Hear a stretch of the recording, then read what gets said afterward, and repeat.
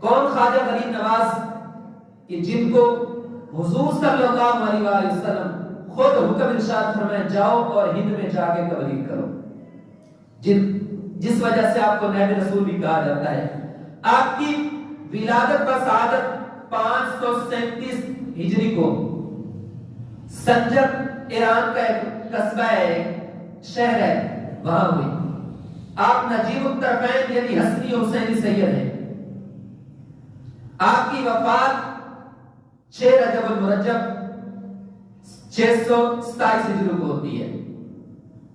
جب آپ کی وفات ہوتی ہے تو اس وقت آپ کی پیشانی پر ظاہر دیکھا گیا کہ لکھا ہوا تھا حبیب اللہ مات فیہ باللہ۔ جب آپ اس دنیا سے پردہ فرمانے لگے تو ظاہر لکھا ہوا تھا کہ یہ بندہ اللہ رب العزت کا دوست ہے اور اللہ کی محبت میں اس دنیا سے جا رہا ہے۔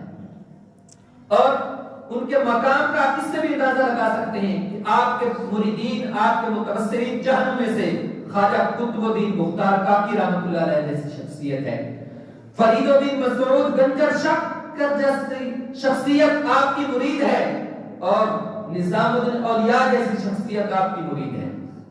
وہ مقام ہے آپ کا۔ لیکن میں جو چیز آپ کے سامنے رکھنا چاہتا ہوں وہ یہ ہے کہ اولیاء کرام کی زندگیاں ہمیں سبق کیا دیتی ہیں۔ آپ کے 2-3 فرمودات آپ کے سامنے پیش کر کے اجازت چاہوں گا۔ آپ فرماتے ہیں کہ کوئی بندہ بھی اللہ رب العزت کی جو رضا چاہتا ہے تو وہ نماز کے بغیر اللہ رب العزت کی بارگاہ میں قرب حاصل نہیں کر سکتا۔ آپ نے فرمایا کہ اللہ رب العزت کے نزدیک قرب حاصل کرنے کا سب سے جو بہترین ذریعہ ہے وہ نماز ہے۔ جو بندہ نماز کے بغیر قرب حاصل کرنا چاہے وہ کبھی نہیں کر سکتا، کیونکہ آپ فرماتے ہیں کہ یہی نماز مومن کی معراج ہے، اور یہی نماز ایک راز ہے جسے بندہ اللہ رب العزت کے سامنے ظاہر کرتا ہے۔ اور فرمایا کہ اثر راز کی باتیں تو صرف نماز میں ہی ہوتی ہیں۔ جب بندہ نماز نہیں پڑھے گا تو اللہ رب العزت کے ساتھ راز کی باتیں کیسے کرے گا؟ اور پھر آپ نے فرمایا کہ اللہ رب العزت آج ہر بندہ چاہتا ہے کہ اللہ رب العزت ہم سے محبت کرے، ہم اللہ رب العزت کے پسندیدہ بن جائیں۔ تو خواجہ غریب نواز نے جو فارمولہ، جو چیز ہمیں بیان کی، آپ فرماتے ہیں 3 بندے ہیں جن میں 3 عادات پائی جائیں اللہ رب العزت کو پسند فرماتا ہے۔ 3 صفات جس میں ہوں، آپ نے فرمایا پہلا بندہ وہ جس میں دریا جیسی سخاوت ہو، کہ دریا کسی کو روکتا نہیں ہے، اس کی سخاوت ہر ایک کے لیے برابر ہے۔ تو فرمایا جس میں دریا جیسی سخاوت ہو اللہ رب العزت پسند فرماتا ہے۔ اور دوسرا فرمایا کہ وہ جس کی روشنی جیسے سورج کی روشنی ہے اس طرح جو بندہ شفقت کرے۔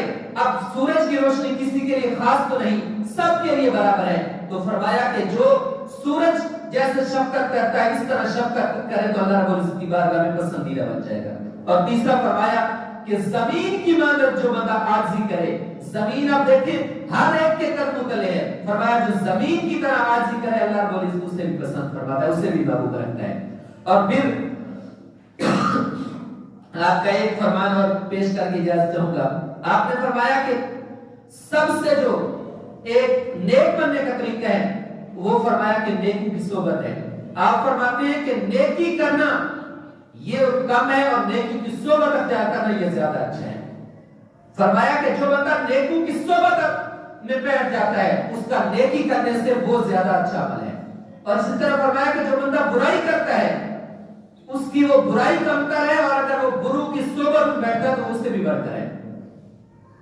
کیا فرمایا کہ اگر تم چاہتے ہو کہ تم اچھے بن جاؤ تو اچھوں کی صحبت اختیار کرو، اور اگر تم چاہتے ہو کہ برائیوں سے دور ہو جاؤ تو برو کی صحبت کبھی اختیار نہ کرو۔ اتنے تک فرما دیا کہ اگر کوئی بندہ برائی کرتا ہے تو وہ کم ہے، اور اگر برو کی صحبت میں بیٹھتا ہے تو اس سے بھی بڑھ کر ہے۔